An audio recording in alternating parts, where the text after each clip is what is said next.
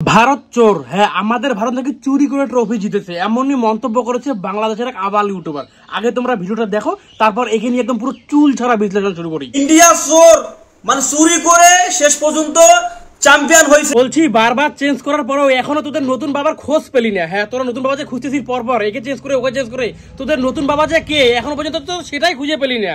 হ্যাঁ, প্রথমে বাপ বানালি পাকিস্তানকে, তারপরে বাপ বানালি অস্ট্রেলিয়াকে, তারপর বাপ বানালি ইংল্যান্ডকে, তারপর আবার সাউথ আফ্রিকাকে। আমরা তোদের প্রত্যেকটা বাপকে কিন্তু আমরা হারিয়ে দিয়েছি। এখন আবার নতুন করে বাপ খোঁজ। কি বন্ধুরা, ঠিক বললাম তো? হ্যাঁ, প্রত্যেকেই ভিডিওটা শেয়ার করবে। হ্যাঁ, যারা যারা ভিডিওটা দেখছো প্রত্যেকেই শেয়ার করবে, প্রত্যেকের কাছ থেকে শেয়ার চাই। আচ্ছা, এই মিলার কি সত্যি আউট ছিলেন? বিশ্বকাপের ফাইনাল শেষ হয়ে গেছে, আমাদের ট্রফি ভারতের নিয়ে বাড়িতে চলে আসছে, দক্ষিণ আফ্রিকায় হেরে বাড়িতে চলে গিয়েছে। আর বাংলাদেশের পাবলিকেরা এখনো সেই মানে সূর্যকুমার যাদবের ছবি যে আছে না, জুতোর ছবি, সেটা এখনই তারা শুধু জুম করে দেখতেছে।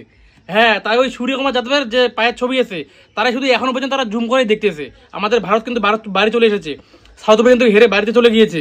আর বাংলাদেশের কি করতেছে, সূর্যকুমার যাদবের ছবি যে জুতোর ছবি সেটা এখনো জুম করে চলছে তারা। এই বিশ্বকাপের এই ট্রফিটা আমরা মানি না। तेरा बाप यहाँ छोड़कर गया था कि तेरी माँ। কি দিনকাল পড়লো মায়েরি, সত্যি কি দিনকাল পড়লো। মানে জিতলাম আমরা কাপ, মানে আফ্রিকা হেরে বাড়িতে গেল, আর বাংলাদেশ বলতেছে আমরা ট্রফি মানি না। এটা কি ভাবা যায়? মানে এখনো পর্যন্ত যারা সেমিফাইনাল কি জিনিস, ফাইনাল কি জিনিস, সেটাই আসলে সেটুকু স্বাদ, মানে এখনো পর্যন্ত একটা সেমিফাইনালে উঠতে পারেনি, তারাই ভাই বলে যে আমরা এই আইসিসি ট্রফি মানি না। এটা কোনো কথা? যে আইসিসি ট্রফির জন্য ভাই 20টা দেশ লড়াই করেছে, না 20টা দেশ বলতে ভুল হবে ভাই, 19টা দেশ লড়াই করেছে। আর বাংলাদেশের মানে টিম খেলেছে তো শুধু ভাই ওই অজুহাত খোঁজার জন্য, মানে বাংলাদেশের টিম খেলেছে বোঝার জন্য কি না। কিন্তু এই বাংলাদেশে এইসব আবাল ইউটিউবার এবং আবাল কিছু পাবলিক আছে, তারা শুধু খুঁজেছে ভাই অজুহাত কি করে খুঁজি, ভাই অজুহাত কি করে খুঁজি। মানে এরা কিভাবে বলে যে আমরা আইসিসির সেই ট্রফি আমরা মানি না। ভাই কোনদিন সেমিফাইনাল পর্যন্ত উঠেছো? সেমিফাইনাল কি জিনিস সেটা বুঝেছো? এখন যদি সেই স্বাদটাই তো বোঝো নাই, তো তোমরা কিভাবে বলো, যে কোন সাহসে বলো, তোমরা কোন লজ্জায় বলো যে আমরা এই আইসিসি ট্রফি মানি না? প্রথম থেকে তো অনেক চেষ্টা করলে যে আমাদের ভারতকে ঠেকাতে, কিন্তু ভারতকে তো ঠেকাতে পারলে না। হ্যাঁ, অনেক তো চেষ্টা করে দেখলে, আর শেষে কিছু না পেয়ে বলছে যে আমাদের ভারত নাকি চুরি করে ট্রফি জিতেছে, চিটিং করে ম্যাচ জিতেছে। মানে একে সাপোর্ট করে ওকে সাপোর্ট করে অনেক চেষ্টা করে দেখলে, শেষ পর্যন্ত কাপ কিন্তু আমাদের ভারতরাই নিল।